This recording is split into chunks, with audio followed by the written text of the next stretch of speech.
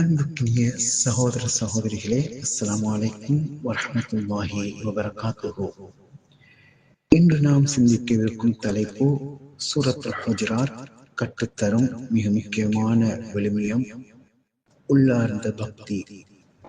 ஒரு சமூகம் நல்வழியில் செல்ல வேண்டுமெனில் சட்டங்கள் மட்டும் போதாது, அறிவுரைகள் மட்டும் தாக்கம் செலுத்தாது. மனிதன் வழியில் திருந்துவதற்கு முன் உள்ளத்தில் திருந்த வேண்டும்.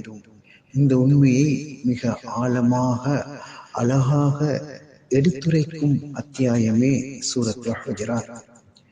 வெளிப்புற நடத்தை உள்ளார்ந்த நிலையின் பிரதிபலிப்பு.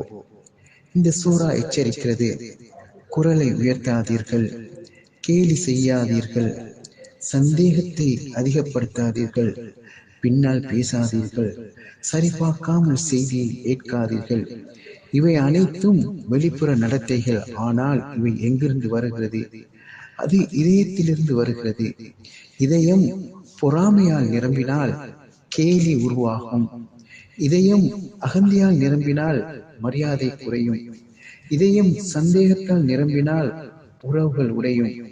அதனால் இந்த சூரா வெளிப்புற ஒழுக்கத்தை திருத்தும் முன் உள்ளார்ந்த பக்தியை வளர்க்கிறது. மனிதனின் உண்மையான உயர்வு இந்த அத்தியாயத்தின் மைய செய்தியாகும்.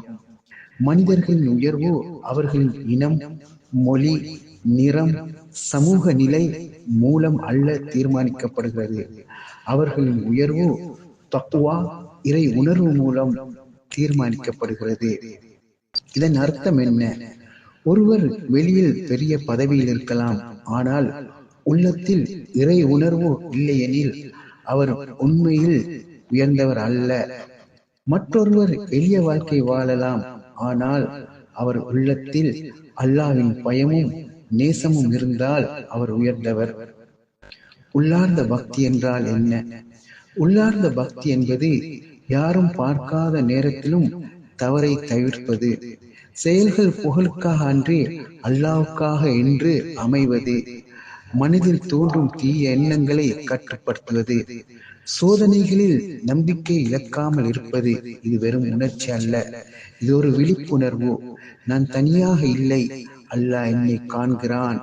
இந்த உணர்வு மனிதனை உள்ளிருந்து மாற்றுகிறது, இயக்குகிறது. சமூக மாற்றத்தின் அடித்தளம்.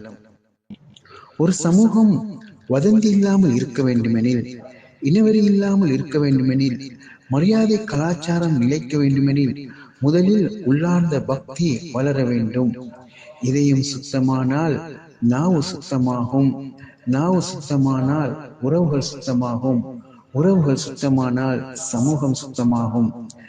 நம் வாழ்க்கையின் நடைமுறை. இன்று முதல் நாம் கேட்க வேண்டிய சில கேள்விகள். நான் பேசும் வார்த்தை அல்லாஹ்வை மகிழ்விக்குமா? நான் பகிரும் செய்தி உண்மையானதா? என் மனதில் ஒருவரை குறைத்து நினைக்கிறேனா?